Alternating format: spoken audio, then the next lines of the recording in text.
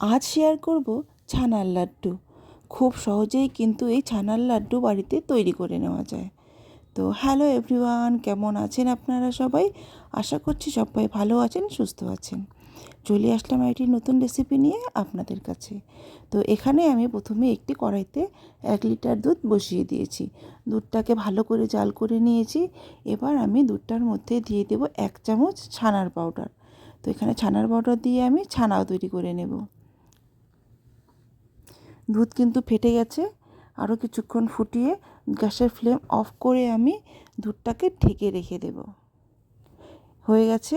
এবার আমি গ্যাসের ফ্লেম অফ করে দেব। অফ করে দুধটাকে কিছুক্ষণের জন্য 5-7 মিনিটের জন্য ঢেকে রেখে দেব। 5-7 মিনিটের জন্য ঢেকে রেখে দিয়ে তারপর আমি ছানাটা ছেঁকে নেব। ছানাটা ছেঁকে পুরো জল আমি ঝরিয়ে নিয়েছি। এবার থালার মধ্যে নিয়ে নিলাম। এখানে দিয়ে দেব আমি 4 চামচ চিনি। 4 চামচ চিনি দিয়ে ছানাটাকে খুব ভালোভাবে মেখে নেব। এবার ছানাটাকে খুব ভালোভাবে মেখে নেব, চিনিটাকে গলিয়ে নেব। চিনিটা গলে যাওয়াতে কিন্তু ছানাটা একটু জল জল হয়ে যাবে। তো এখানে আমার মাখা হয়ে গেছে। এবার আমি আরেকটা কড়াই বসিয়ে দিয়েছি। এবার সেই কড়াইয়ের মধ্যে এই সমস্ত ছানা দিয়ে দেব। দিয়ে দিলাম। এরপর এখানে দিয়ে দেব 2 চামচ গুঁড়ো দুধ।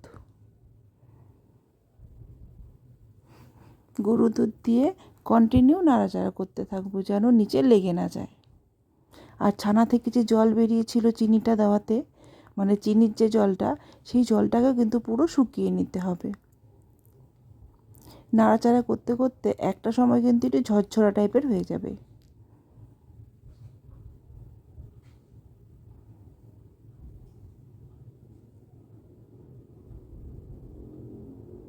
দেখেই বুঝতে পারছেন আমি কিন্তু কন্টিনিউ নাড়াচাড়া করছি।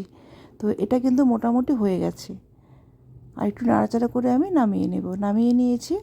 এবার আমি এটাকে পুরো প্লেটের মধ্যে ছড়িয়ে দেব ঠান্ডা হবার জন্য। ছড়িয়ে দিয়েছি আর ঠান্ডাও কিন্তু হয়ে গেছে। দেখুন কতটা ঝুরঝুরা হয়েছে। এবার হাতে কিছুটা ঘি মেখে নিয়েছি। এবার ওখান থেকে একটু করে ছানা তুলে গোল করে নেব।